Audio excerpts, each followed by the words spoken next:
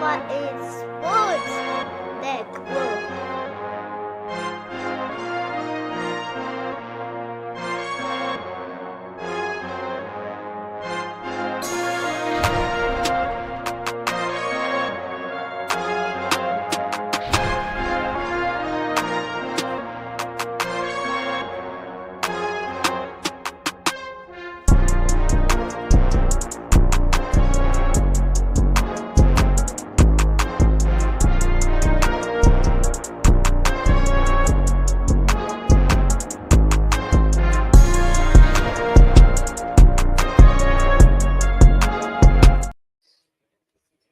NFL Nation, how you doing?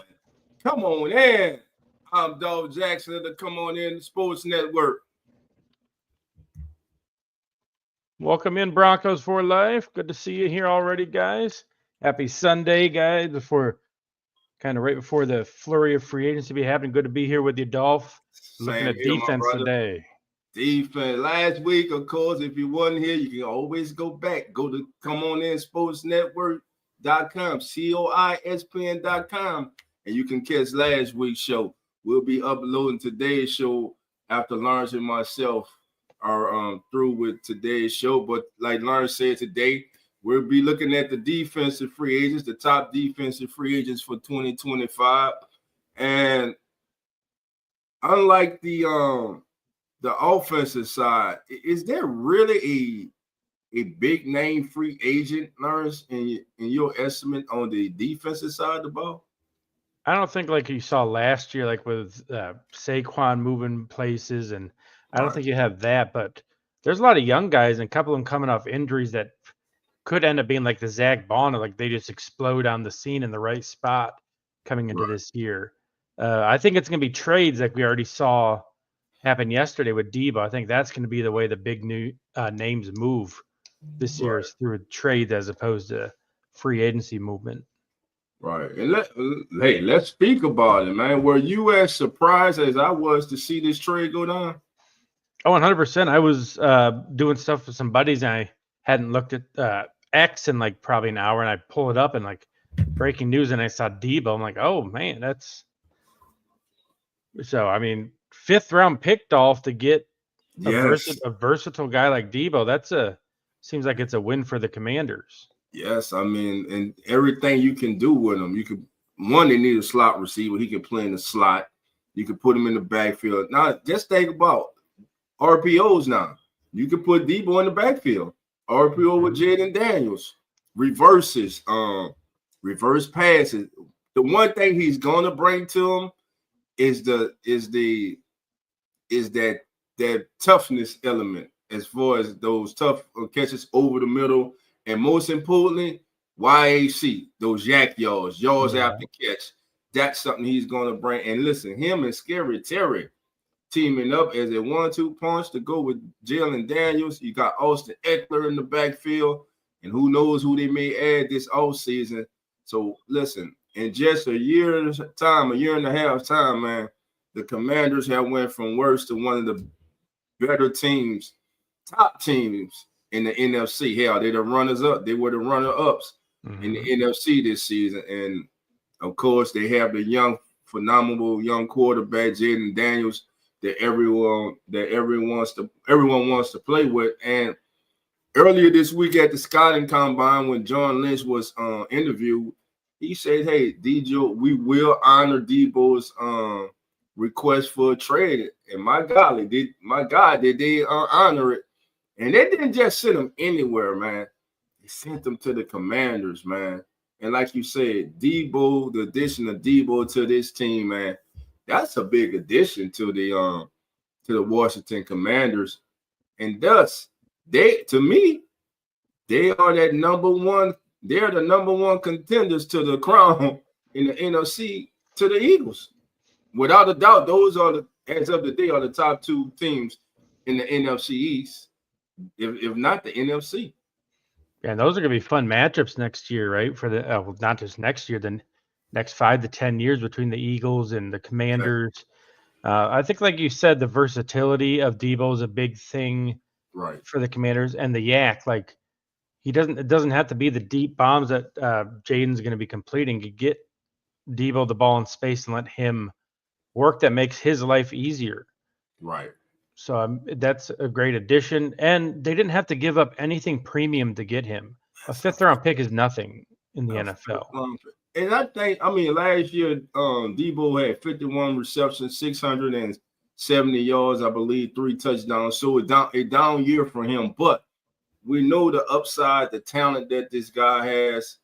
And maybe a change of scenery is just what the doctor ordered for himself. And it's obvious that it was a mutual agreement between himself and the 49ers that they just go their separate ways. And there was no bad blood or animosity or anything. And listen, they traded him to a good team. I mean, for a 5th round pick, I'm sure they could have got at least a late 3rd for Debo, maybe a early 4th, but to get him for, like you say, for a 5th round pick, man, right now that's a win for the Commanders. And it's in conference too, so like, yeah, you have to like, is that? It's hard to believe that would be the best deal for Debo, like a 5th round pick. What's up, normal guy? Welcome in. All right, Samuel, how you doing? Samuel, like Samuel say, hit that like bell, subscribe. Come on in. Who else is in the building? Bronco for life. Welcome. Normal guys in the building. Come on in. Taterhead, how you doing? Come on in. Taterhead is in the building. That's it. Yeah, that's nice right there, man. That's good. Nice. I like that one, man. And make sure to check out our TikTok, guys. We just got that up and running this week. It doesn't let us stream live from here, but we're posting stuff on there. So make sure you check out our Twitter as well. Same name, Come On In Sports. Come On In Sports, baby. And listen, check out our website. You see it right there on the screen, COISPN.com. Not only can you get this show as the NFL turns, you can get uneducated sports talk, real fan sports, keeping it real, who that. And coming tomorrow, if I'm not mistaken, the debut of Come On In Bills with Jeremy and yours truly Lawrence tomorrow debut. What have you guys set a time for tomorrow, Lawrence? It's gonna be in the nighttime between 8 and 9. We have to finalize that, but okay, it'll be good, guys. That's when everyone's home, they're relaxing, putting on a show to chill for the night. That's a good time. Everyone's with their favorite beverage. Right. And everyone knows Bills fans love their beverage, so it just makes sense. Just makes sense. It just makes sense. So join the guys tomorrow night. Let's say 8 p.m. Central, 9 p.m. Eastern. That sounds like a good time. So just hit those, set your notification bells. John Lawrence and Jeremy for Come On In Bills season debut tomorrow night on the Come On In Sports Network. Man, those guys are great. They're going to do a great job because, like they say, nobody circles the wagon like those Buffalo Bills, baby. Bills Mafia, I see you, baby. Stand up, baby. Stand up. All right, man. Let's get to it, Lawrence, man. While we can here, man, let's get to the top free agents available. And first up, let's go. Best available defensive tackles. And at the top of the list is Mr. Milton Williams, the former 3rd-round pick from Louisiana Tech.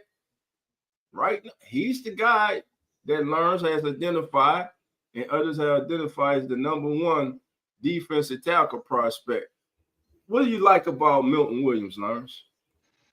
Well, he's fresh, first of all, so he knows what it's like to play within a system that kind of cycles people out to keep everybody fresh. And that's not something people talk about much, is like some players like Myles Garrett want to be on the field 85, 90% of the time to get a rhythm going. Then you have teams like the Eagles, the Bills that want to keep their defensive linemen between like 50, 60 and keep them fresh. So that's good that he knows how to establish and build within a game with that number of snaps, as opposed to like, I have to be in there 90%. Obviously, he had the big explosive Super Bowl, and we've seen in the past what that can do for a player.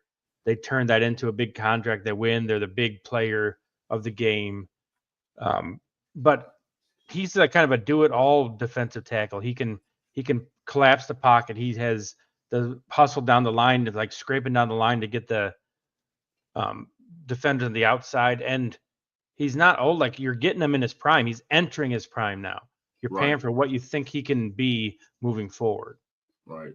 Now, last season, Milton increased his pressure rate by over 4% during the last 3 seasons. So last year, he started off, he's gone from 4.1% in applying pressure in 2022.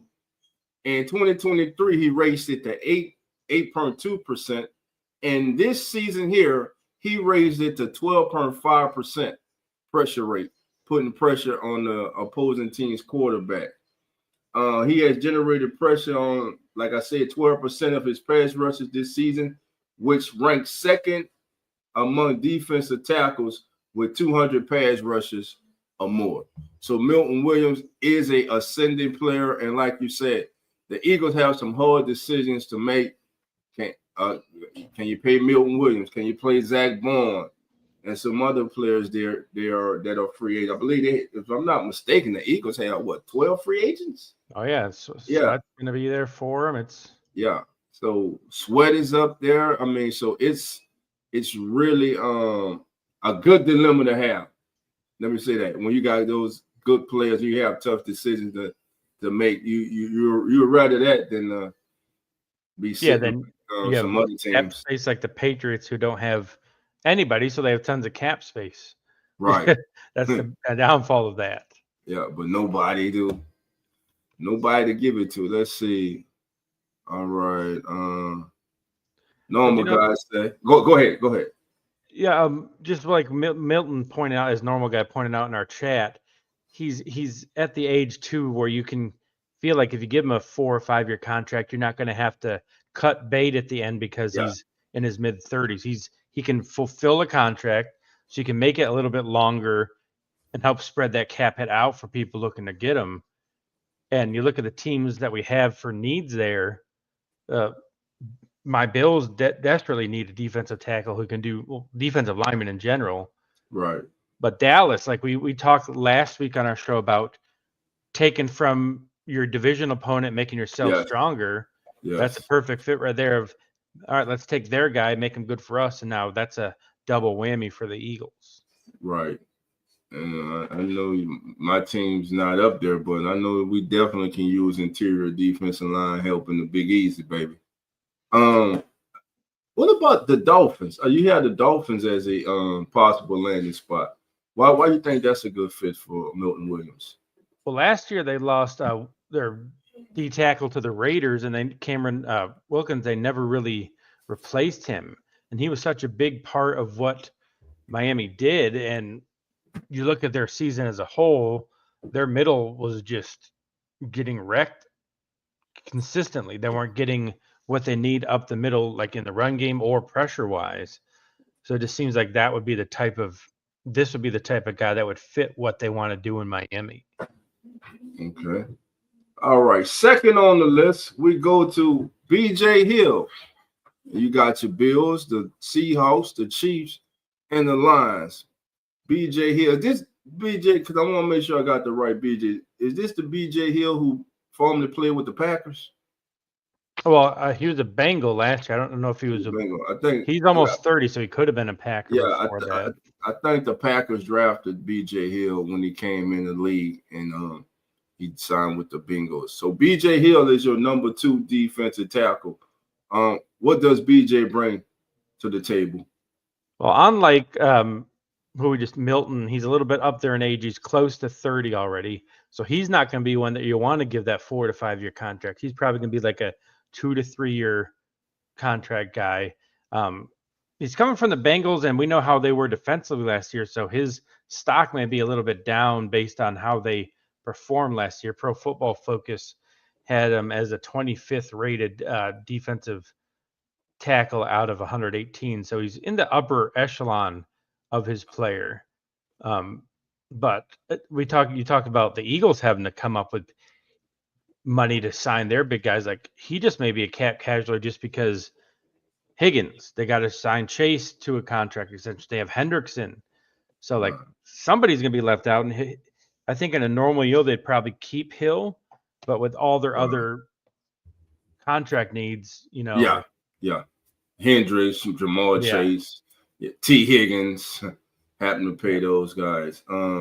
Because BJ signed a 3-year contract with the Bengals just 2 years ago. Well, 3 years, going on 3 years ago in 22. His run grade defense, according to PFF, is 67.3. His pass rush grade, he graded out at 66.1. So BJ Hill, free agent rank, he's ranked 53rd by PFF in the football rankings, and a solid veteran rotation. Well, I wouldn't say he's a starter right now, but I think he can come in and be a solid rotation player for some of these teams. Now, if you're needing a starting caliber defensive tackle, I mean, how much does he still have in the tank? You know, would he be able to go? But most teams now are going with at least 8 defensive linemen. Yes, yeah. So you have to with how the NFL has changed, and BJ Hill will be a good addition to a team. He's a solid run defender, and again, stopping the run matters in football. You got to be able to stop the run. If you can't stop the run, that just opens up so much more for the offensive side of the ball. All right, let's go on to Mr. Jaron Reed. Jaron Reed. And I want to touch on what you just said there too about stopping the run, Dolph. Everything is just so cyclical, right? Like for a long time, it was like the Rams said, F those picks. It was like the NFL was kind of like F those running backs. Yes. But last year you kind of saw renaissance. The teams that went out in free agency or trade and got Mixon, Josh Jacobs, Aaron Jones to the Vikings, obviously Saquon to the Eagles. Those teams were really successful this year, and their new running backs had a big part to play in that. And the teams now have been so focused on stopping the pass. Offense are starting to adjust to go back to we got to run the ball again. So I think like these defensive tackles aren't big in name, but like you said, BJ Hill is pretty good run stuff and grade. Right. So like these guys aren't like the splashy, but these are the guys that win you games and win you championships. Are these guys we're talking about right now? Right. And a lot of times it's the guys that are not the splash names and free agent. I mean, a lot of fan bases, we love when we hear the splash name. You get the big name player that comes over. But let's just stay with the world champion Philadelphia Eagles. How many people were excited at this time last season? Well, after the free agency period began, how many people were excited with the signing of Zach Bond by the Eagles? I'll wait. I mean, you're a Saints guy. What did you think about losing him? They were forced to use him the correct way due to injuries late in the season. He wanted to resign, but he wanted guaranteed playing time. And they were like, they could not guarantee him playing time and just wanted to keep him in the special teams role. So the young man left, betted on himself, went to a perfect situation because he had the perfect coach, the right coach, who saw something in him. Now, he was hesitant at first to play inside linebacker. But Vic told him, trust me, and he trusted him, and we see the kid had a career year. The type of season that Zach Bond had is a Hallmark movie. It could be a movie. You could write a movie about it. Yeah. You know what I'm saying? From a lowly, and with all due respect, from a lowly, underappreciated, undervalued special teams player to a defensive player of the year candidate to having one of the best seasons we ever saw a linebacker have in the National Football League. Zach Bond had one of the best seasons by a linebacker in the history of the National Football League. You can talk about all the great, we know who all the greats is. But I'm telling you right now, the season that he had this past season was up there or even surpassed some of the greats. So Zach Bond is to be commended for what he did. But yeah, that's what it was. Underappreciated, undervalued. Where he came from, went to the right situation, and I'm just happy for the young man. Yeah, and that, like you said, that's what when people think of the NFL and like dreams coming true, it's that type of player there that people think of, like Kurt Warner back in the day, right? Stock and groceries, Yes. Arena League. Yes. People forget that. They see Yes. him on NFL Network. They know he got the Hall of Fame jacket. Mm-hmm. Kurt was bagging groceries and he was playing, like you said, in the Arena Football League. Some of these youngsters are like, what the hell is Arena Football? There's Arena Football League. Man. Oh, I loved Arena Football League, Dolph. That was fun. That was fun time. But, Google it. Yeah. Jaron Reed, we talked about him. He's again, he's older. He's 30. He's over 32 right now. Yeah. But he's consistent. Like you know what you're going to get out of Jaron Reed. He's going to provide that interior push. He's going to be okay in the run game, but you're getting Jaron Reed as probably that situational pass rusher when you know, hey, it's third down pass rush. Right. We're going to put Jaron Reed out there at D tackle to push the pocket. Right. 21 solo tackles last year. Yeah. So if you're signing him, expecting him to be like a 3-down D tackle, you're going to be really disappointed in your return on investment. But teams looking to sign him, like the Vikings, they just need somebody to push the pocket, and they already have Harrison Phillips. Right, the Packers desperately need that up the middle. So those are why we kind of set them as the teams that might be interested. They're all looking for somebody to just provide that interior pass rush. And listen, from a defensive interior last year, 4.5 sacks. Mm-hmm. For a interior defensive lineman, that's good. Now listen, everybody cannot be Aaron Donald. Let me just stop say everybody cannot get double-digit sacks from the interior like Aaron Donald did. Some people are just a step above. Some people are just great. And that's what Aaron Donald was. But Jaron Reed, like you say, 32 years old, former second-round pick from the University of Alabama. Last season, 21 solo tackles, 1 forced fumble, and 4.5 sacks. Again, another veteran that I don't think will cost you too much in this free agent class, and also the deep. Now, if you really are looking for a bargain, listen, you got to go with the draft this year because the defensive line in this year's draft is strong. Yes, and it's deep. So if you're needing the defensive lineman, this is the season to get in the draft. So maybe in free agent, you can get a Jaron Reed at a bargain price. If his asking price too high, hey, go into the draft, and then after the draft, you'll have some players looking for homes after the draft. Trying to find a home, and you can get them at a reduced rate. Yes. And that's I'm glad you talked, we talked about it last week, that marriage of the draft and free agency. Right. Like some of these guys are going to think they're getting a big deal. They're not going to get it. And Coach is in the house. What's going on, Coach? Happy Mardi Gras, baby. Happy Mardi Gras. Down in New Orleans, you know what I'm saying? I just wanted to holler at you guys for a second, man. Now you're bringing that Mardi Gras energy. It's welcome here, Coach. It's welcome here. What's going on, Coach? Hold on. I muted you by mistake, brother. What's going on, brother? What's happening, dog? Hey, what's going on, big brother? I see that. What you done been in the boxes, baby? Endymion, baby. You went to Endymion tonight. Yes, sir. Yeah. I got the visor on. You see the visor? I got the visor. Yeah, baby. Yeah. I see you, man.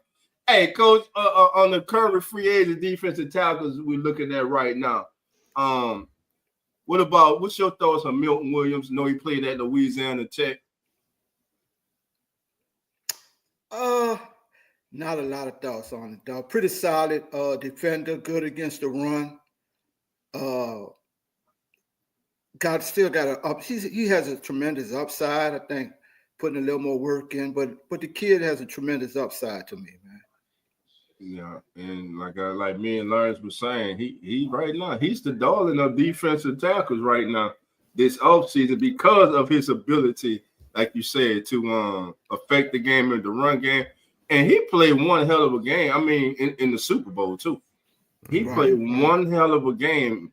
So, like you said, the young man, he is a ascending player. And if you're going into free agency and you're looking for ascending players who may be ready to take that next step, ready to take on a bigger role, Milton Williams, young man we just spoke about, Jaron Reed, though he's an older veteran, he'll be a good rotational piece. Now, the next guy is Levi, and I'm gonna let Lawrence say the last name because I'm gonna chop it up. Onwuzurike. Yeah. Levi Onwuzurike. I'm gonna tell you a trick that I was taught when I did radio, Dolph. Teach me, boy. In those types of names, every single vowel you have to make sure that you kind of enunciate each vowel. That's how you do the. So Onwuzurike. So you always gotta make sure every single vowel. There's no silent vowels in those names. Onwuzurike. Got it. So I have a question for Lawrence and for you, Dolph. Why we on the defensive tackles and defensive lines? And the question is, these guys are going to command pretty decent money in free agency. But there's also a lot of hidden gems that team find in the draft that you could get on the rookie salary caps, like in the late rounds, man, 4th, 5th, 6th, 7th round picks. Right. So as a team, do I want to spend all that money on a D lineman where maybe I could go in the draft and get a hidden gem and take that money and direct it on towards more of a receiver, whatever that team needs more? Do I really want to spend a whole lot on the defensive lineman when we've been noticing a lot of teams load up to the draft and these kids coming out, man, and you get them under a bargain price? Lawrence, I'll let you go first. And that's what Dolph was just talking right before you got on, Coach. Actually, Dolph was talking about the marriage of the defensive line in the draft and in free agency. And to me, it's you got to know your team. Like certain organizations draft specific positions really well, and then some draft really poorly. For example, the Patriots, as great as they were and great as Belichick was, they could never draft a wide receiver. Yeah, the Steelers would draft, no matter who they picked, was putting up numbers in production in their system. So, like, for me, I think the Bills are terrible at drafting defensive players. So I'd rather have them sign people who are proven in the NFL because I don't trust their ability to accurately predict what a draftee is going to do. So to me, I think it's that. Because the one thing I find, Lawrence, in that once you sign these players, they kind of start getting hurt a lot and they disappear, man. You know what I'm saying? It's one of the two. And, they ball out till they get to that big contract. And once they get to that big contract, the little pinky toe hurt. They got to miss 3 games. You know what I'm saying? Or they just disappear on you. You know what I'm saying? And then you kind of stuck with them. Then what you doing in the next year or two, you're looking to restructure the contract to get some money to go in another direction or help because your team is kind of in a salary cap type situation and they don't pan out to be what you expected them to be when you paid them that kind of money. That'd be like the Chargers, Bosa, right? He got paid now, he barely plays anymore. Right. So that to me, you got to know who you're giving the money to. That's why I like signing your own people because you know who they are. Like when Josh Allen got paid, he didn't change how he played the game. He's still lowering his shoulder, jumping over defenders. So money didn't change him. You got to know the personality of your guy. Like, is this going to change who he is? Yeah, well, looking at Onwuzurike, looking at him, to me, I don't think he's a player that's going to demand a lot of money on free agent. I mean, last season, 16 tackles, 1.5 sacks, 1 forced fumble. Again, he's like I was saying earlier, each team is carrying at least 7 to 8 defensive linemen, and it's all about rotational. So would he be a guy to fit into your rotation? Most definitely. He's only 26 years old, former 2nd-round pick for his career, 6 to 8 total tackles, 3.5 sacks, and 1 forced fumble. Again, he will be that kind of signing that's not publicized, but yet can come in and help a rotation to give you solid minutes when out on the field. That's how I look at that. Now, as far as like you're saying, Coach, like I said earlier, this draft, the defensive line in this year's draft is deep. You can day 3 undrafted free agents. I guarantee you now, out of this draft and like every draft, there's going to come a defensive player, but specifically this season, there's going to be a defensive tackle that comes into the league by way of being an undrafted free agent that outperforms many of those who were drafted other than himself. That's how deep this is. And again, we got to remember, the draft is a crapshoot. You know what I'm saying? It's not a exact science. So, but Levi Onwuzurike. Yes, there you go. There you go. Nailed it, dog. There you go, baby. There we go. Hey, I had to slow it down like I'm repeating you, but hey, I did it. All right. So and so the best fits, Lawrence, you have for him right now, you're looking at possibly the Cardinals, the Dolphins, the Bolts, the Chargers, your Bills, and the Jets. Yeah, and his pressure rate was top 15 for defensive tackles. So those are why I put those teams down there, just because they're the ones that need the interior push as a pass rusher. Right. And let's talk about the watch list. Who on your watch list should we? Everyone, I know I see the veteran Poona Ford on there, DJ Jones, Tershawn Wharton, also Odi Gazua. Close. That one. Oh, Diki Zua. That's how. Diki Zua. Okay. That's how Diki Zua. Also, Diki Zua. Pro Football Focus has him as a top-rated defensive tackle. When I watched him, I wasn't a big fan of what he did. Yeah, with the Cowboys. And like Dana just said, the Cowboys are in talks of trying to get him, not even let him hit free agency. So good call there, Dana, that he might not even hit the street. Yeah, he might not. The Cowboys really like him. He played well last season for the Cowboys. He was one of the brighter spots for them in an otherwise disappointing season. Injuries have plagued that team like many teams, but he did acquit himself quite well on the open market. If they allow him to get to the open market, I don't think he comes back to the Cowboys. No, I think he winds up with his former defensive coordinator in the nation's capital. So that like you say, take from your division rival, make them weaker, make yourself stronger. And hey, you don't think Dan Quinn gonna call Kaepernick Day? If not yet, 100%.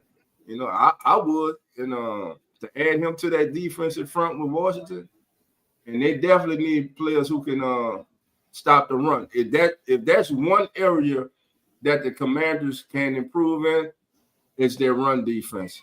Is improving and stopping the run. Especially playing the Eagles twice a year and in the playoffs. So 100%. Let me, I got you both here. Let me get your reaction to the NFL possibly banning the push tush. This shit should have been gone. I don't like it at all. It's like it's hard enough to tackle somebody, and you got 300-pound guys pulling and pushing, assisting. Nah, bro, that's and I was listening to that on the NFL Network, and they was talking about we making football soft, which they is. But I never liked that rule, that assist, bro, where you getting behind a running back or quarterback, you pushing. Now you see them pulling them. Like that's an extra 200 or 300 pounds that you trying to deal with. Say that back 200 pounds, you got 300-pound linemen pulling him, and it's hard enough to get him down. You know what I'm saying? And that seems like that's a injury thing to me, man. Yeah. You know what I'm saying? That's a big injury fact. It should be no way you should be able to assist no run about pushing or pulling on him. It's man on man, mano on mano. You got to run over me. You got to but this pushing and pulling now, bro, that's the injury factor. And as much as they're talking about making the game safe, I don't understand why this never came into play. Right. You're 100% right, right, Coach.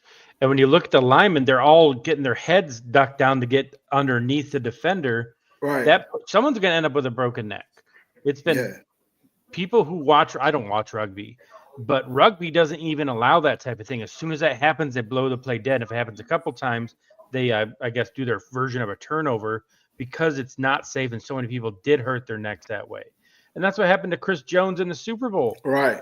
He hurt his neck on the tush push, and eventually the NFL is going to do what they always do. They're going to wait till disaster strikes, then they'll react to it as opposed to being proactive about something. Yeah. Now, one of the suggestions that was made is possible making a running back line up a yard behind. But I'm like, what's a yard? Now, maybe you say 3 yards. Maybe that'll be different. But what's your thoughts on them kind of tweaking it? It shouldn't be tweaked, dog. It's just gone. You got to earn it, bro. That back got to earn that yard or that inch, whatever. He's got to earn that, bro, without somebody assisting him. It's just simple. He's got to earn it. So if the league does decide to ban the tush push, how significant of a impact would that be on the Philadelphia Eagles? Who cares? You just got to find a way to do it the right way. Gotcha. I mean, that's not the right way to me. That's not, man. And like Lawrence said, they're not going to stop till somebody get hurt, and then they all going to be running to the table, come out with new rules. It should have been stopped, bro. I watch even college game. You see the kid running, the lineman grabbing him and pulling. I'm like, well, damn, he looks like he holding his own man. He pulling the man. He running, he pulling the man with him. That's not football, man. I mean, he got to earn that on his own, bro. You know what I'm saying? Without that, that assist. That's like you know what I'm saying? You trying to tackle something, and then you got all that extra weight pulling shit. How you going to bring it down? That should have been stopped. I don't know even how we got to that in football. I really don't. Right. And like, go ahead, Lawrence. Well, Tom Brady's not a runner, but look how successful he was on the normal quarterback sneaks. One of the You best. could never stop him. He didn't get pushed from behind. So the Eagles really shouldn't have it because Jalen Hurts is one of the strongest quarterbacks in the league. So they should still be able to get that yard on a pretty consistent basis. Coach, Dana said, can you expand more about the similar play being banned in rugby? Well, in rugby, they have the scrum. And they lock arms, and everybody's head is up. No one's head is like really all the head down, like Lawrence said. And if they do it, they stop the play. And Lawrence, you can go further, but I do know that much. I have never watched rugby. I listened to Sirius XM NFL radio, and a former front office person who's a big rugby guy is the one he's said it for years. In here. Yeah. Hey, Nine, I know you or Zach, one of y'all are in here. Give us help Dana and everyone here with this about the similarity between the tush push and rugby and with it possibly being banned. Jerry says, Jerry, how you doing? Come on in. Dana also, come on in. Mick Swagger, come on in. Jerry says some of these teams are mad because they lost to Philly. Tush push or not. Now, my first response when I heard it was, if you don't want them to do it, damn it, don't let them get in 3rd and 1 or 3rd and 2. That was my first response. Yeah, that was my first response to it. Let me see. Mick said they allow the tush push but protect the long snapper. Yes, that's crazy. That's a really good observation. Because you cannot be not even on field goals. You cannot cover the center even on field goals because his head is down, but yet on the tush push, they allow it. Yep. Yeah, it's crazy. It's crazy. That's crazy, bro. I don't like nothing about it. Yeah. Nothing about it. Yeah. All right. Let's go to our next segment. Best available defensive ends, and it's another Eagle. The veteran Josh Sweat, man, they have done. Listen, you got to give Howard his flowers, man, because the way this team has been drafting the last 7 years or more, it has been great. The talent that they have accumulated, and listen, when you accumulate all this talent and that talent performs, you win the Super Bowl, you win division titles, you're gonna lose people. You're gonna have to recuperate. Now, one area where they did recuperate and have done a great job was Cooper DeJean and Mitchell, the young cornerback. They got 2 young cornerbacks right now under rookie contracts for the next 3 years. So the Eagles are set there. But Josh Sweat, do you think Josh Sweat resigns with the Eagles guys, or do you think maybe could it be Buffalo? Could it be Atlanta? Or the Patriots?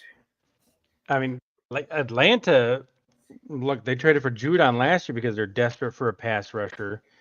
And I love what you said, Dolph, about like the Eagles. They're one of the smart organizations that plan ahead. Like they knew, okay, Fletcher Cox is going to be gone soon. They drafted Davis and on the defensive line. They prep positions ahead of time and know, all right, this is coming up in draft for free agency. Right. I can restock it. So I don't think they'll keep Sweat. I think they'd rather keep Milton.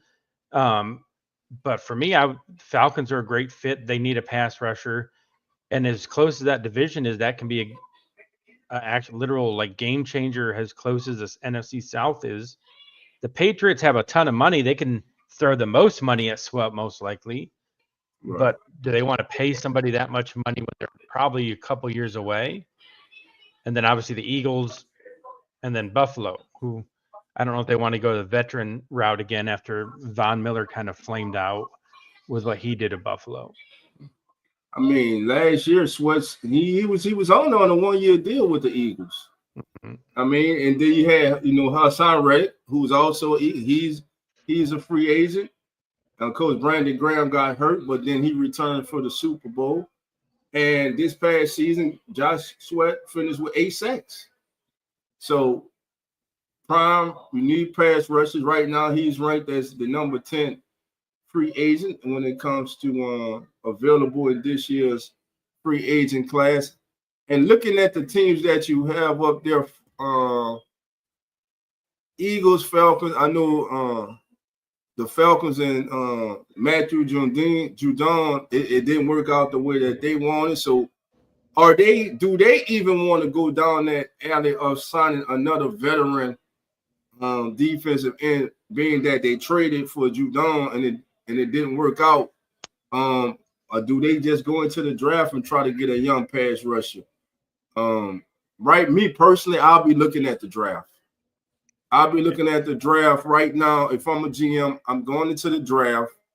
Listen, a lot of these guys are going to be, like I say, this free agent class for defenders, it's not one of the better ones as of late, as far as name brand, and overall talent.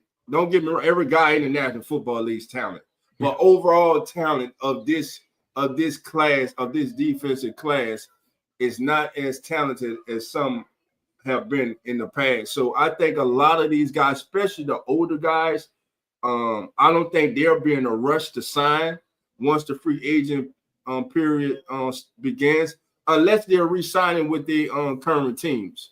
But if they're going to looking to move on to someone else, I think a lot of them will sit and wait after the draft and look at which teams have which particular needs and try to look at the better fit for themselves. And I think that's something we might see with Josh Sweat. I see Josh Sweat re-signing with the Eagles, or just waiting to possibly look for him to be signed after the draft. Yeah, I agree with that. And Coach, what do you think about that with Sweat going back to the Eagles? You're on mute, Coach. You can hear me now? There you go. Yeah, there you go. Yeah, I don't know if they're going to prioritize him. I'm trying to see where they really going to prioritize their money at.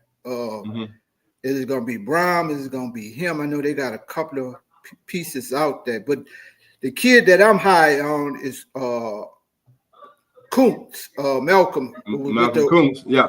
With the Red, I think when he tore his ACL up or something during the season. Yeah. And I think he was on slate to have a breakout season, man, before he got hurt. I'm real high on him at a bargain price, going to the right team, maybe at a 2-year deal at a bargain price. I mean, PFF suggests that maybe a short-term deal with Kuntz, and then he hits the market again in 2026. He got hurt before the season, which ironically, if you think about it, it was a good thing. Not that he got hurt, but when he got hurt, now he's coming to this free agent period healthier than he would have been if it would have happened during the season, where he would have still been really just recovering from it. So he's ranked as the number 4 edge defender coach in the free agent class. Does he resign with the Raiders? Does he stay with the Raiders? Does he go back with the Raiders? But we know this is a new regime. You got the I'm about to say Pete coming in there. Yep. You got Pete Carroll coming in. Is this the player that Pete Carroll and his staff has identified as a player that they might want to keep around and work with and grow in their program? And last and not least, number 4, Chase Young. Now, I watched Chase Young all year.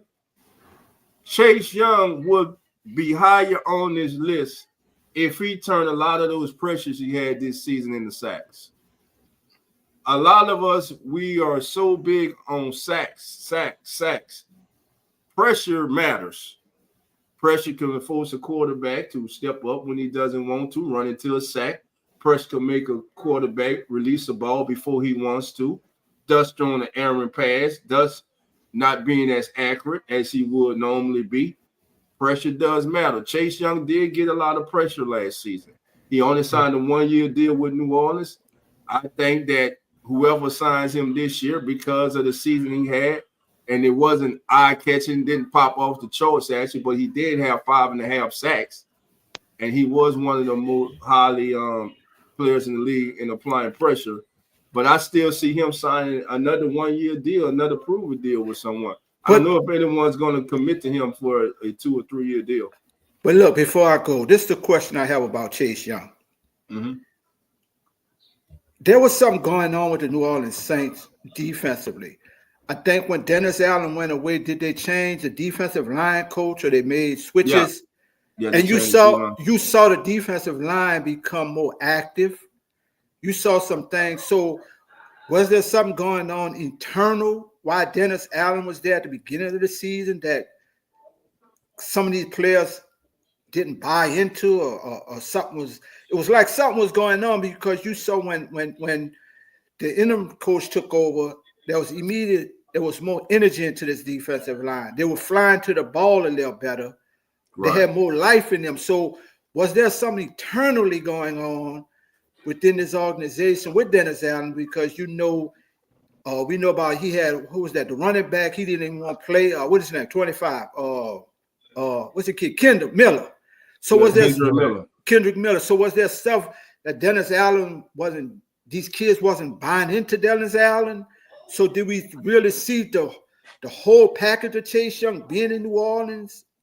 Was he held back? Were there some things that they weren't buying into? So the verdict's still out with me on him, because it seemed like there was more going on in that organization with the coach towards players, and players not responding back to him to really know who's who, if you understand, guys, what I'm saying. Right. Yeah, you follow me? And good observation. And to me, he reminds me of Clowney. Clowney came in with so much hype, just like Chase Young, but then the production just wasn't there. Like, he's a really good run defender. Like, he'll give you 5.5, 9 sacks a year, But when you're drafting somebody as high as they drafted Chase Young, you don't want 5.5 sacks a year. So like Coach said, maybe he just finally had somebody who did something right for him. So if he needs to go someplace that has somebody established, if he's I tell you this, Lawrence, the steal of the NFL this offseason just came with New Orleans Saints getting Bo Davis from LSU as defensive line coach. I personally know Coach Davis. He is one of the best defensive line coaches I've seen out here on the market, man. And if anybody can reach you, if he can't get to you, well, you need to go work at Sonic and become a fry cook. Yeah. The fries in the bag, Coach. And listen, there's a war going on in Louisiana because of that signing. For all of you who don't know, he was the defensive line coach at LSU, and right now you have LSU fans and Saint fans who are going at it. LSU fans are pissed that the Saints hired Bo Davis away from LSU to bring him up I-10 to New Orleans, and they are livid. Yeah, you look at what he did at Texas. What Sweat? What's the two defensive tackles came out last year from Texas? Sweat and Sweat and somebody else. The other kid. Where did he go? What's the other kid name, Lawrence? I'm looking. He was slimmer than Sweat, but he's more of a penetrator, pass rusher. I can't think of the kid name, man. Byron Murphy. Byron Murphy. Yeah. And what hurt LSU so much, Bo Davis is one of the top recruiters in the South for getting defensive line help. And LSU flew the jet in. They had the hitch on the back of the jet. They had a house tied up to the hitch They brought the whole kitchen sink to get him out of Texas, man. And to have him for 1 year. And you saw his recruiting. He did the defensive lineman. He's coming in this year to LSU, and to lose him, man, that was a big blow in Baton Rouge. And man, I'm telling them people, hot with New Orleans, bro. They hot with the Saints, boy. That's why, because they feel, hey, he's gone. Now that those recruits are going to back out. And listen, if you're another team who reside after those recruits, hey, Bo's gone. Yeah. So now you come a knocking. That's the first. Hey, Bo's gone. Yeah. So. But he's a hell of a defensive line coach, bro. He is a hell of a He's going to bring the best out you, period, bro. He's going to get it out you, and you're going to learn. You're going to love playing for him. That's one thing I know about Coach Davis, man. You're going to love playing for him. So what you're saying, Coach, is like trust him. If he says bring back Young, bring him back then. Yeah. Right? Yeah.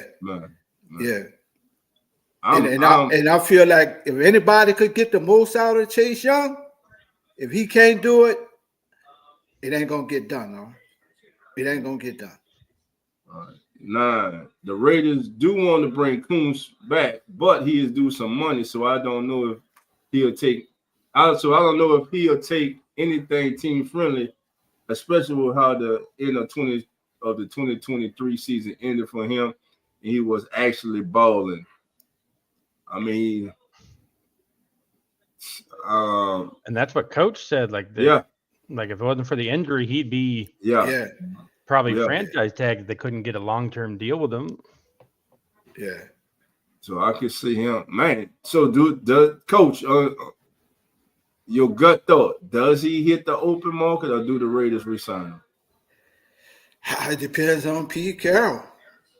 And the new coaching staff, after they sit down and they do end of the season, look at tapes and which direction they want to go in with the defensive coordinator. So I mean, that's internal.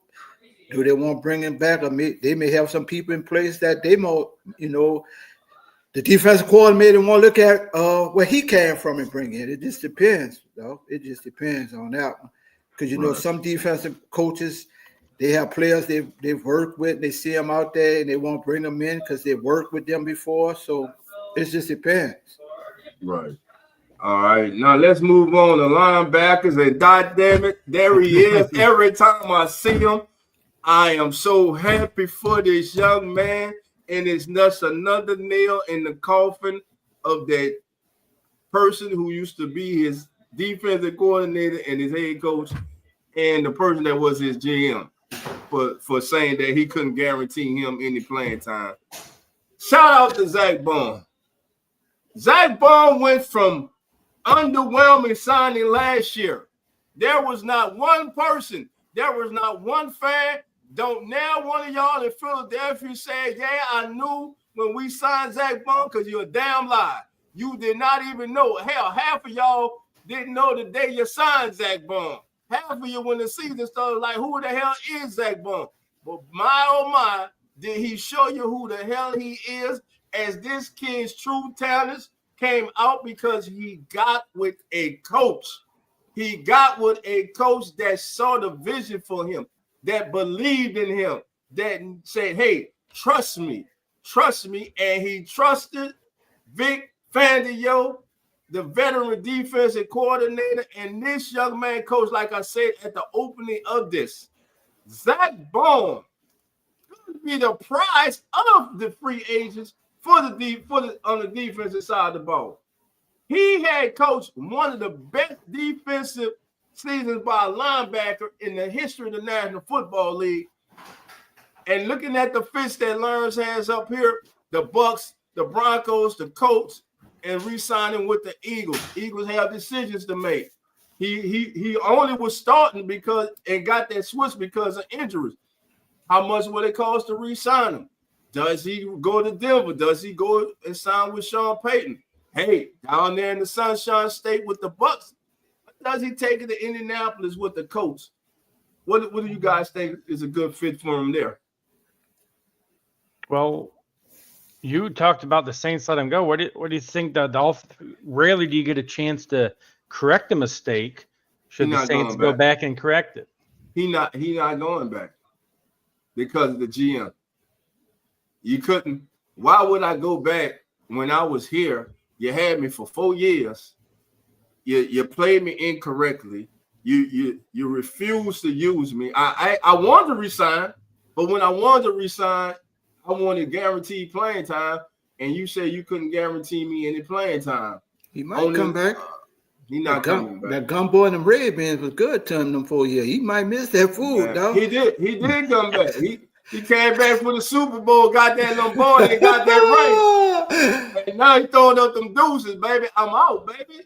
You know what I'm saying? Hey, him coming back to New Orleans is like a dog going back to his own vomit. It ain't happening, bro. It ain't happening. I've seen lots of dogs eat their vomit, though. Yeah, I don't know. It just like I said, brother, there was just so much going on with Dennis. I don't know, dog. It was just there was something. I think the Saints wasn't just clicking with Dennis Allen, bro. I don't know. I don't know. You probably might be right, though, but like Lawrence said, I don't know. He may, bro. He may. With the Saints switching to everyone presumes a 3-4 defense now.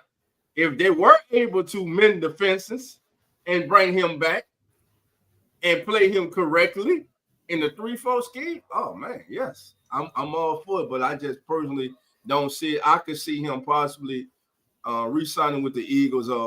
I think of the 4 teams he has that is pictured here, I think the Colts are the long shot, and I think he'll be a great fit with the Colts. Yeah, he would be a great, like, you think what they had with Leonard just a couple of years ago when he was in his prime. That's where I'm going. Yep. And then, funny enough, Leonard went to the Eagles, right, when they kind of let him go. So, but the Bucks too, like Levante David's a free agent, so he could be a good replacement in Tampa for them as well. So I gotta go, guys. But Lawrence, I want to hear your opinion before I go. This kid is the sleeper of the linebackers. Nobody's talking about, to me, Sherwood of the Jets. Oh yeah, that's why I have him on the list. He is. Oh man, this kid, like, man. 1, 2, 3, 4, 5. Like the PFF has him as a 6 linebacker. I put him at 3 for a reason. I'm higher on him than even Pro Football Focus is. Yes. This kid here has athletic ability. He can cover. He plays sideline to sideline, and like he's just flying under the radar to a lot of teams, man. And I think whoever gets him gonna get the steal. at linebacker in this free agency thing, man. I really love this kid. The Jets need to keep hold of him because Mosley might be retiring, so they need to go back to making their defense what it was before Aaron Rodgers his cancer kind of ruined the entire organization. Yeah, yeah. And then he can cover because he went from he was a safety. Now he was a safety, a linebacker. Yeah. So, yep. I mean, listen, you're right. I'm looking at the rankings right now, him being ranked 6th, and overall he's ranked as the number 65 overall free agent available. But the upside to this young man is great. Yeah. And that's a good call, Coach. That was a good call right there on Sherwood. That would be a hell of a signing. And to me, that's what free agency is you should pay more for that what could happen.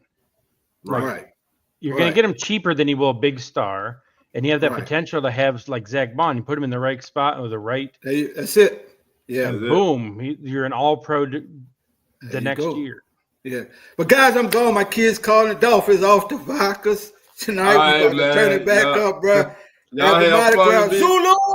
Y'all have fun. Hey, Coach, what float you on, bro? 25 top driver's side. Yeah. Top. Hey, so I gotta tell the family members. Okay. So they can know. All right, cool. Hold on. What side? Driver's side. Driver's side at the very top. At the very top. Gotcha. Yes, sir. Hey, yes, sir. Make sure you got your harness on because I know you're gonna be drinking that liquor, brother. Ooh, I'm out, guys. Later, Coach. Thanks for stopping by.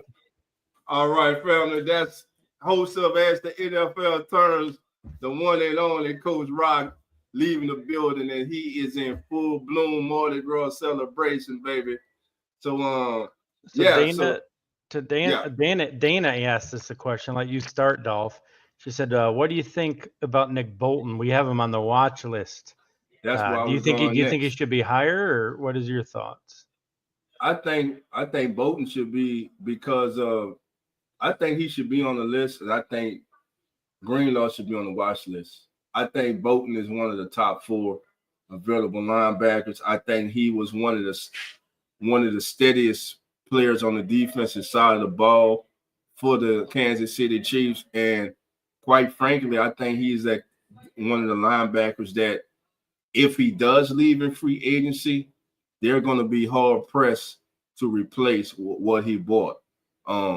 Aggressiveness side to side, instinctive, just an all around good football player. And but yeah, I'm with you there, Dana. I think Nick Bolton is I think he's a superstar waiting to happen. That's what I'm going to say. I think he's a superstar waiting to happen. So Dana, I have him lower because I think sometimes there's products of a system and a defense. And I think Bolton is one of those. I'm not saying he's on the list. We didn't keep him off the list. Right. But I don't think I think he is what he is. He's a weakness in coverage.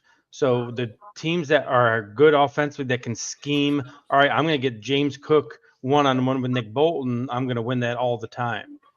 And these teams are getting better at isolating specific matchups.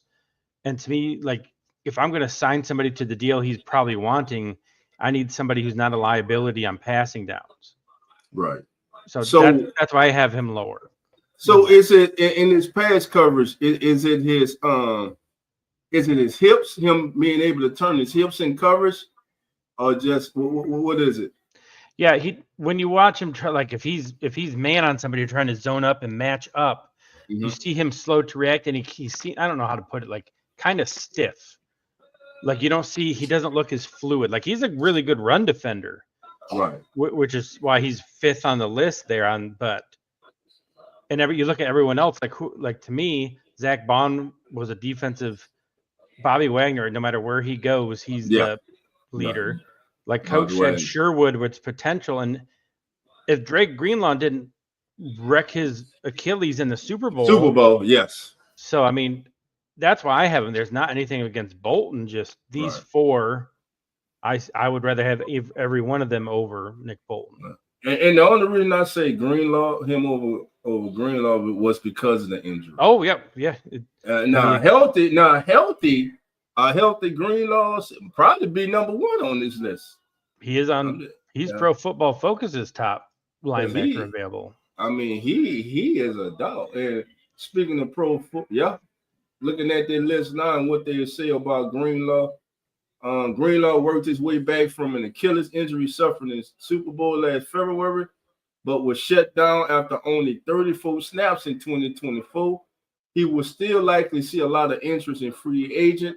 Now, he excels in coverage, and he earned a passing coverage grade of 82.6 and 79.5 over the past 2 seasons. Yes. So, again, when healthy, you saw him before he hurt his Achilles in the Super Bowl. Special player, man. And that's when the Niners lost the Super Bowl, because then the Chiefs started attacking his replacement. Yes. Which we talked about in the pregame show, because he was the replacement for Dean for the Eagles. And we talked about the Chiefs maybe being able to do the same thing in the second straight Super Bowl. Yes. Who else? So Greenlaw, Levante David, Nick Bolton, Ernest Jones, Robert Spillane. Talk to me about Robert Spillane. I don't know too much about him. I haven't watched too much tape on him, so I really can't comment on him. What is it about Robert that intrigues you, Lawrence? He's a 87. He's graded as an 87 run defender. Wow. But just like Bolton, his weakness is pass coverage. But if I'm getting somebody who can play the run at that rate, I'll take. That's a 2-down linebacker I'll take, because I know he's going to produce and put us in those long down thirds. Gotcha. Dana asked if I'm looking for a coverage linebacker, would I go with Greenlaw? Yeah, but you could probably get him cheap. That's why coming off the injury. 100% Dana. If he is not injured and he plays full season to his capabilities, what we talking about, 20 a year, 18 to 20, between 18 and 22 million a year. Now, with him coming off the injury, and because this is just our speculation, maybe you can get him in the, I ain't gonna go too crazy, I'm gonna say what, 14 to 16 million dollar range. I think somewhere in there. But I mean, again, when healthy, Dre Greenlaw is an absolutely monster. He's one of the best linebackers in football. Want to say shout out to my guy CB WDN chat line is in the building. How you doing, my brother? Come on in. Thank you for being here. Daniel Berry Sports Highlight. Good afternoon to you, my brother. Thank you for joining us. We appreciate it. Nine says Spillane is considered the second best defensive player after Max. Okay. On the Raiders. Oh, so is this the young man, the linebacker from the Raiders? Mm-hmm. Okay. I've seen a couple highlights of him. I haven't sat down. So now, what is his strengths, man? What is his strengths? Give us his strengths. Help us understand his strengths. Is it in pass coverage, run defense? What is it? What are the things that he does well? All right. And we'll wait for Nine's response. And now let's move on now. Cornerback position. DJ Reed, number one cornerback on the board. And we know with Sauce, you get a lot of passes thrown the other side of the field. What's your thoughts on DJ Reed? Because the kid played his ass off this season. I think he was better than Sauce this year. Sauce just has the name. I think Sauce took a big step back in his third year. But DJ Reed's never had below a 70 ranking on PFF. And has a 51% lockdown percentage. And teams teams were going after him this season. Yeah. So there is Nan says he can do both. He's a good leader. He does not think that the Raiders will let him go. And it's like, I don't like, if you look at every year, the top free agents, by the time free agency actually hits, roughly half of them are re-signed with their team. Right. So that's why a lot of these times you see that team's helmet with the team, because odds are they're probably going to, they don't want to go through the whole process, and they just like where they're at. Right. But I think, speaking of Reed, like I said earlier, he's one of those, like we stated, ascending players. Mm-hmm. I think he can go to another team and be a number one. I think he has the ability to be a number one receiver for some team. Now, he could like the situation where he is. You stay in New York, you know you got another, though he took a step back this year, you know you got another talented corner. Let me say. Oh, yeah, I'll take over. Yeah, and he knows the system. He knows Sauce is going to lock it down. As a Bills fan, he's one of my top targets. I would like to see the Bills sign, just because we have Benford on one side and Douglas is a free agent. I would take DJ Reed over Rasul, even though we had Rasul for a year and a half after the trade from Green Bay. The Steelers have shown in the past they're willing to pay cornerbacks to come there. Right? They did it with the corner from Cleveland, Hayden. They traded for Fitzpatrick. So the Steelers would be kind of an under the radar possibility for DJ Reed, and the Packers getting rid of Alexander in all likelihood. They'll have a pretty desperate need for a top corner as well. Carlton Davis, the third, little injury play coming off injuries, could be he's another one I don't look to sign early in free agency. I'll be surprised if he does. Again, I think a lot of these guys are going to be signed after the draft once teams have brought their young players into their system, and these guys get an opportunity to the teams I'm speaking about, to see areas of need where they may feel, hey, we need a veteran here, who would be a good match and a good fit, and vice versa. Like I said earlier, for the these veterans who are out there, you get to sit back and see which team could use your services. You look at the depth chart, you look at the style of play, the system that's in place, the coaches. Does it fit? Maybe you have a relationship with a former coach who is now on that staff, and maybe you want to go and play for that coach because you had great success with that coach. So again, I think we'll see a lot of guys signing after the draft. The early part of the draft, I think it'll be a lot of guys re-signing and staying with their current teams. That's how I look at it. 100%, Dol. That's if we 2 weeks from now, if we went back and watched this, probably we'd have, like we said, a lot of these guys with the same helmet, the same jersey on as they had before.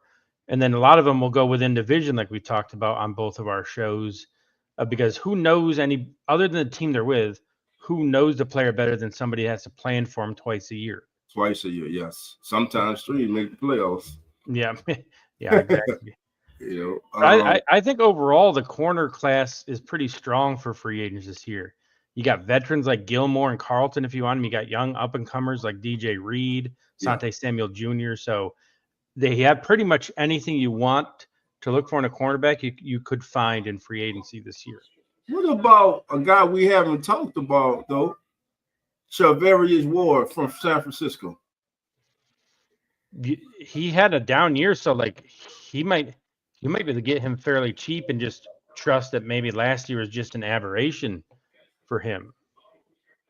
Okay, last year. What do you think about him? I mean, I always thought he was a talented cornerback, aggressive. I wouldn't call him a lockdown cornerback, and I think is there really a lockdown cornerback today in the NFL? Yeah. But I think he's one of those corners that battles, is always in good position. I like him. Now he had a 86.5 PFF coverage grade, which ranked third among all players at the cornerback position. And so, yeah, but if his overall ranking was 56.2 is his grade. Yeah. And like that just seems like that's the aberration. Everything else was low. So and it was a down year for the Niners, the whole team. So could it been just like the coaching changes on the defensive side of the ball? Could it just been that and maybe a bounce back season? Because I mean, it's kind of reverse. It's kind of like how I look at it is if you were a quarterback who had subpar years, then you have a breakout year, Sam Darnold. Okay, underwhelming first 6 years. Then this year you have the breakout season. Is that an admiration? I mean, do you totally ignore the previous 6 seasons and you just go over the season that you just witnessed? Is it a player that's finally hitting his stride, that's finally finding himself, or is it a product of the system that he was in? And I can't believe I forgot about this. He was a player, Dolph, if you remember, he lost his 1-year-old. Yes. That right there is it. That's it right there. I don't care how good of a cart you can put things, block them off in your brain. That right there is it. I completely forgot. I'm like, hold on, wasn't he the one that had his daughter pass away in the season? Yeah. So yeah, I think based on everything else that he'd done before that point had been so good, there's obviously a really, I think that's it. Yeah, I mean, that's terrible. As a parent, man, the hardest thing you can do is bury your child, man. That's the hardest thing to do, man. And I can't do it. I can't even imagine, man. Let me just say, I can't imagine. I have a good friend that lost a child, man, real young, man. And so I saw the hurt, the devastation, and the pain that causes, man. And nobody's going to be right in that situation. No. So again, man, matter of fact, man, we send our prayers and love out to him and his family, man, because hey, it's a day-by-day ordeal, man. It's a day-by-day ordeal. All right, man. Let's go to safety. Now, this safety, I didn't expect him to be on the market, but the Dolphins have decided that they're going to walk away and allow Javon Holland to hit the free agent market. Him and Justin Reed and Cameron Byram and Talanoa Hufanga are the top 4 available safeties. Were you surprised that the Dolphins have decided to walk away from Holland? Yes, big time. Like, I know he had a kind of down year last year, but again, that's kind of a product of the overall defense for the Dolphins. As a safety, you can only do so much if the people in front of you aren't doing their job. He was a second-round pick.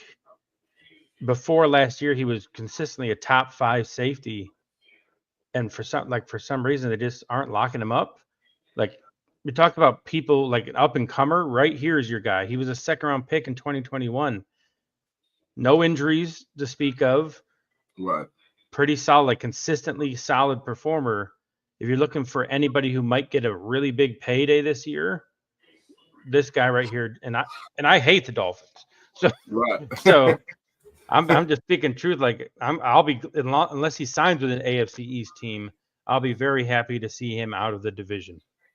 Yeah, I mean, like you say, he ranked as one of the 5 highest graded safeties in the first 2 seasons, in 2 of the first 3 seasons of his career in the league. This past year, he graded out at PFF at a career low 63 overall grade. But PFF's, like you said, just look at his body of work. The kid is very talented, and his free agent comparison is to Jesse Bates. So Yeah, that's a hell of a comparison, man. And when you compare the coverage grades on, he has his numbers with no pressure is better at 76.1 that Jesse Bates was. Post incompletion rate, he's at 11.3%. Jesse Bates was at 5.7. Run defense, he's at 82.8, so he will come up in the box. Jesse Bates, 78.1. So, like I said, Javon Holland, a unexpected value out there at the safety position for teams in need of safety help. And he's young. He just got in the league in 2021. A young player still with great years of football ahead of him. Bucks, I'm looking at your possible fits. Re-signing with the Dolphins, I think that's out. I think that marriage is over. Could he stay in the Sunshine State? Go to Jacksonville. That makes a lot of sense. Yeah. I'll come down to NFC South. Well, I don't know if that's going to work with the Falcons because you got Bates, and you got they signed last year from the Broncos. But he's a free agent now. I think he's going to resign. You think he'll stay there? Yeah, I think he's going to stay in Atlanta. So I'm looking at Jacksonville. Hey, possibly your Bills, but I think Jacksonville will be a good fit for him. Go there. Go ahead. Yeah, like he would fit there, and the Jaguars need impact players. Like if you watched them last year, where were their safeties? Often chasing people with the ball. So that's not something Holland really lets happen. So they have money, they have a need. Right there's one of those just seemingly perfect marriages. They're like, all right, that just makes sense. Yeah. Now let's go on and move on to Mr. Justin Reed. Jets, Broncos. And these safeties, Dolph, are all relatively young. So, yes. So I mean, that's if you're looking for safeties that still will give you good return investment, this might be a position to invest in free agency.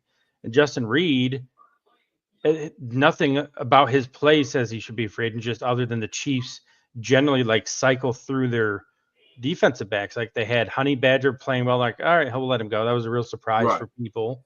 So I just think it's more of they don't want to invest a lot of money in that position. On a lot of other teams, he wouldn't even be reaching this point of a free agent. And we know he can't get tagged because the Chiefs tagged Trey Smith this week. So they can't use the tag. Right. Justin Reed, if somebody misses out on Javon Holland, Justin Reed is a really good consolation prize for them.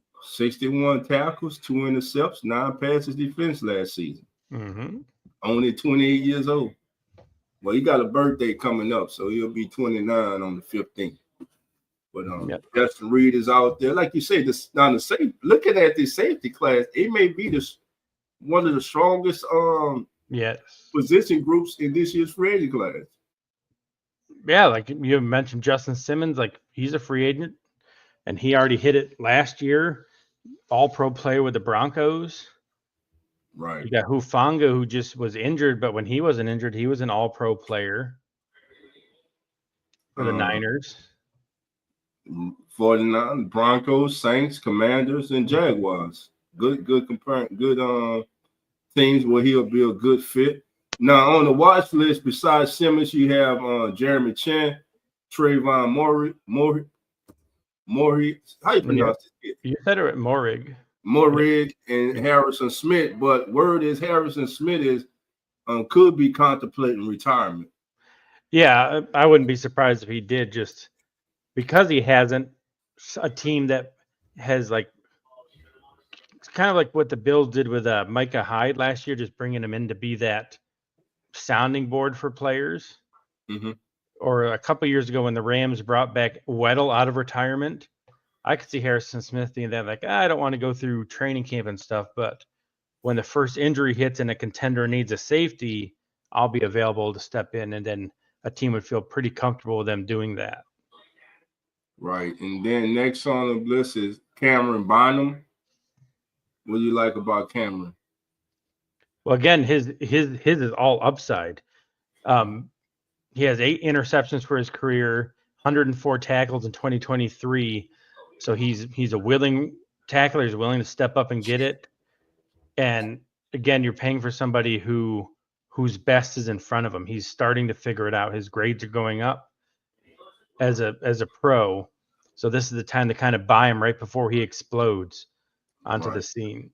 And look, he had a good defensive coordinator in Minnesota, and Brian Flores, who knows how to use his players. So that's what Dana said.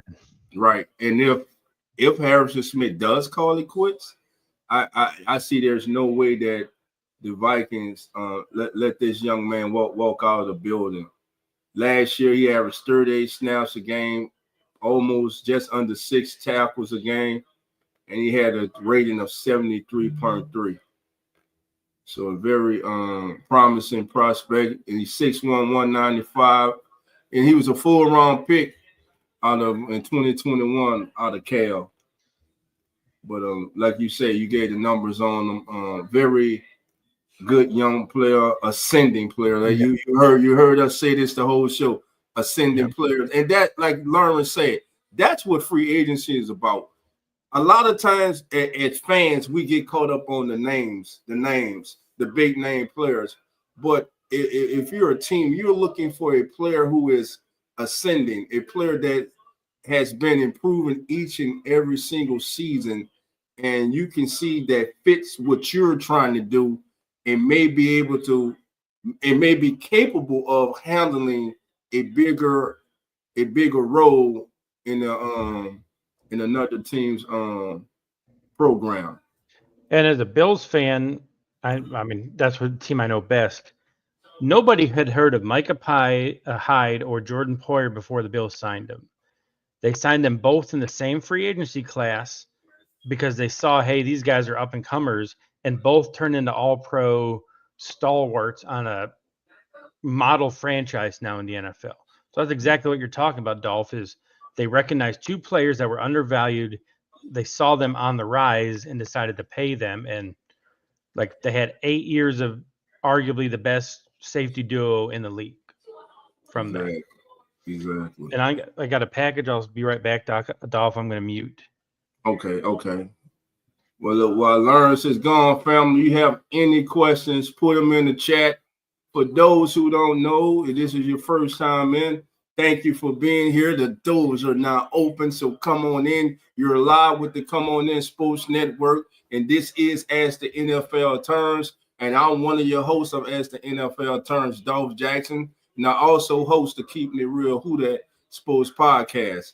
Lawrence, he is a member of the Come On In Sports Network. He is also our chief editor at comeoninsportsnetwork.com. He writes for us. He writes full and out, some great articles, not only on the NFL, but in the world of sports in general. And he also will be co-host with Jeremy in the debuting episode tomorrow night. For all you Bills fans, tune on into the Come On In Sports Network, and also to the Come On In Bills channel on YouTube, as Lawrence and Jeremy will debut tomorrow night. Come On In Bills. Their first episode of Come On In Bills will be airing tomorrow night. Again, family, if you go to our website, you not only can catch great shows like this. The Come On In Network is home to Real Fan Sports.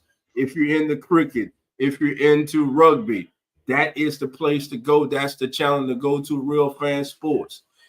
Then there's play-by-play action. If you want great play-by-play action of NFL, NBA, go to Uneducated Sports Talk, and our guy Carlos Clayton and his great co-host PJ.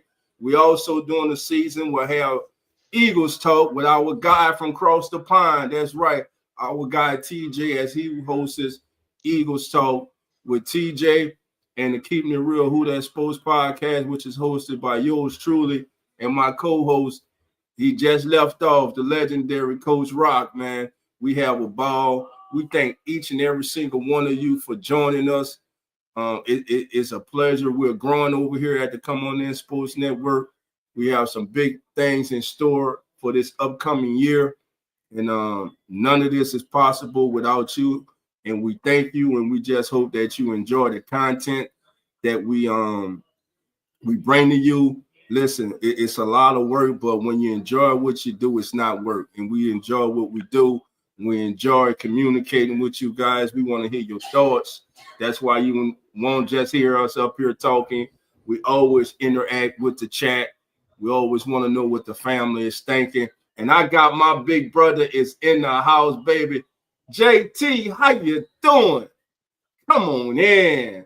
Thank you for being here, my brother. Dolph, is it true? Is it true? Kelly Mond. I think that's Mond. Kelly Mond just, yeah. Kelly Mond. They had JT. They had signed him during the season last year. Right now, nothing. Cam body. Let me just say that cam body. I say that cam body. No, with all due respect, a cam body. So, that's about it, brother. And Dolph, did you mention next week's free agency predictions for us with next Sunday to everybody? No, I didn't. Go ahead, Lawrence. I didn't get a chance to. Yeah, guys. So next Sunday we will be back, same time, 2:00 Eastern, 1 p.m. Central, Sunday morning, as the NFL's illegal tampering period is set to open. We previewed both sides of the ball the last 2 weeks. So if you missed out on anything, head over to our YouTube to get a rundown of the offensive and defensive free agents, possible fits for them. And next week we'll actually go ahead and do some predictions of where we think our top people are going to end up. The Sunday after, great time to do a reaction of who ended up going where, who got traded where, like did trades fall through? We talk about that Debo thing. We've seen trades that were agreed to fall through, so it's not done until it's done. Or maybe somebody comes forth and says, hey, I'm going to give you a 3rd-round pick for Debo, and all of a sudden he's no longer a Commander. So we'll be there for the Sunday after as well to do a recap of everything that's happened and kind of see where teams sit heading into the draft, which Dolph has talked about quite a bit of, all right, where's the needs at now and how can they attack the draft? Right. And also we're gonna, with the combine ending today, and after the free agent period, we're gonna get hot and heavy into the draft, looking at possible draft picks for each division, each conference, not conference, but each division. Also, we will be having, we're working on having some of this year's prospects join us live for a live show where we will open up the lines and allow you to ask our guests one question. So stay tuned for that. Set your notification bells for that. Like I said, family, we're working hard over here at the Come On In Sports Network. We thank you all for your support. Ask for your continued support, and any ideas or anything that you would like to see us possibly bring to the table or do to enhance your experience with us and help the family continue to grow, just let us know. We got a comment. Let's see. And as Dolph said, guys, that's not just football. You have 9 of them doing rugby content. So if you have any ideas, sports in general, anything that you would like to see us cover, talk about, it's Come On In Sports. We have people on every single sport possible. Let us know what you want. Yeah, man. Cricket, Formula 1. Some sports you ain't never heard of before, man. I'm trying to find. Well, 9 did answer that. Hold on, Dane. Let me find it. He did. He answered that for you. Let me see. I'm trying to find it. Here it is. There it goes. All right. 9, Dana says the scrum is generally for specific situations from a penalty or turnover situation. It's not like the tush push where you are trying to progress the ball for 1 or 2 yards for a first down or a touchdown. And then he also added this as well. The biggest similarity, Dana, is that both teams are locked in close to one another before the play begins. Yes. So just then go and Google, or just go on YouTube and type in rugby scrums, and you will see how they do it. I mean, head to the side, shoulders. Nobody's neck is really down. That's the key. Their Yeah. necks are not in danger. That, and like you say, if it is, the officials in rugby, they stop it. They stop. I believe it could get a penalty if I'm not Yes. mistaken. Oh yeah. They'll break it up, I think, once, and then after that there'll be a penalty because they know they had the real bad neck breaks and injuries where they stopped it. So yeah, the NFL seems like they're just going to wait for that injury to happen before they make a change. Something about it. Do something about it. All right. OG Stone, I see you. How you doing, my brother? Come on in. Thank you for being here. Well, family, look, Lawrence and myself, we're about to get on out of here. It was another great show. We thank you all for joining us. Lawrence, is there anything you want to tell the family before we get anything we may be forgetting? Dolph talked about draft picks coming on. There will be mock drafts that we'll be posting on our website.